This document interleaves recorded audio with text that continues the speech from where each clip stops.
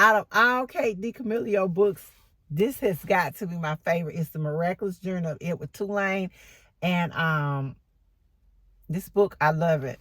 It is one of my top picks for spring because it talks about a little rabbit and it talks about the adventure and the journey that he goes on. It started out with Edward, and he's a little porcelain rabbit. Similar to a doll, but he's not a doll. He gets very offended if you compare him to a doll. But Edward is very selfish. He's very self-absorbed.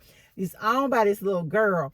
But he gets lost. And you follow him through the journey. He goes on from being lost, tossed overboard, to when he finally comes to the realization that life is difficult, but life is not worth living without love.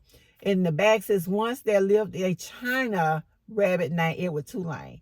The rabbit couldn't move or speak, but he could watch and listen, and he was very pleased with himself and his owner and his home. And then one day, he was lost, and it takes you through the whole journey with this rabbit. And I literally cried the whole time I read this book.